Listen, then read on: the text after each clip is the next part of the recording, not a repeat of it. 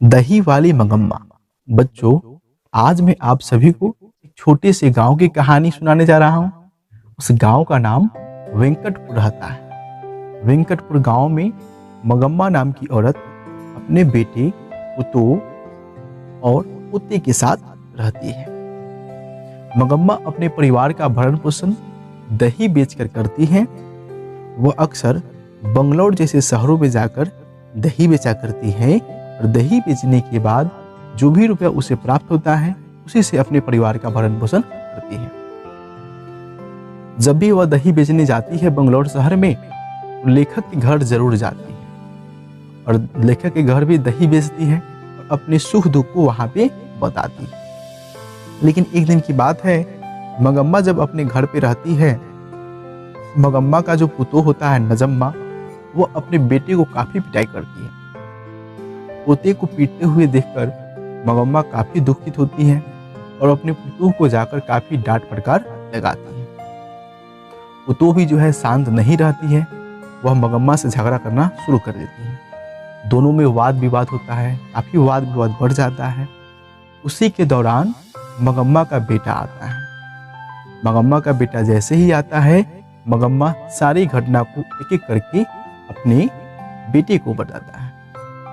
मगम्मा का बेटा बोलता है, माँ, मैं नहीं चाहता हूँ कि तुम दोनों आपस में झगड़ा करो, लेकिन फिर भी जो है सास पुतों में झगड़ा होते ही रहता है। लगातार झगड़ा बढ़ते ही चला जाता है। वाद विवाद इतना बढ़ जाता है, अंत में मगम्मा को बोलना पड़ता है, बेटा, तुम मुझे चाहते हो अलग करना तो अलग कर सकते हो। बेटा बोलता है कि माँ, मैं तो अलग करना नहीं चाहता हूँ, लेकिन अगर आप शर्त रखते हैं कि पत्नी और माँ में किसे चुना जाए, मैं अपनी पत्नी को चुनूंगा, क्योंकि मेरे सिवा इसका कोई और नहीं है। आप तो अकेले भी रह सकते हैं।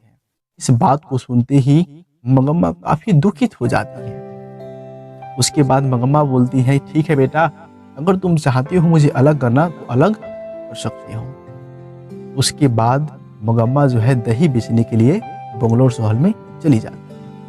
जब वह शाम को बंगलौर शहर से दही बेचकर आती है, तो देखती है कि सारा जो बर्तन है उसे अलग दो हिस्सों में बांट दिया गया है। उसका बर्तन अलग साइड में रख दिया गया है, वैसा ही बर्तन रखा गया है। मगम्मा समझ जाती है, बेटा पुतोह जो है मुझे अलग कर दिया है। फिर भी मगम्मा थोड़ी सी दुखित होती है, लेकिन फिर से जो है सुखी रहना शुरू कर देती है। खाना बनाती है, आती है और बंगलौर शहर में चली जाती है दही बेचने। जब मगम्मा अपने बेटे पुतोह से अलग हो जाती है, वह सोचती है कि अब मैं किसके लिए धन कमाऊं। जो भी रुपया वह कमाती है वह अपने आप पर खर्च करना शुरू कर देती है। वह अपने पोते से काफी प्यार करती है, इसलिए अक्सर अपने पोते के लिए कुछ न कुछ मिठाई खरीदकर जरूर लाया करती है और छुप छुपाकर उससे मिला करती है। लेकिन एक दिन की बात है, जब मगम्मा दही बेचकर वापस आ रही होती है, तो उसी के गांव का एक रंगप्पा नाम का आदमी, जो स्वभाव से जुआरी एवं चोर होता है, वह उसे बीच रास्ते में रोक लेता है। रोकने के बाद मगम्मा को बोलता है कि मगम्मा, मुझे कुछ रुपए की जरूरत है, क्या तुम मुझे कुछ रुपए उधार दे सकते हो?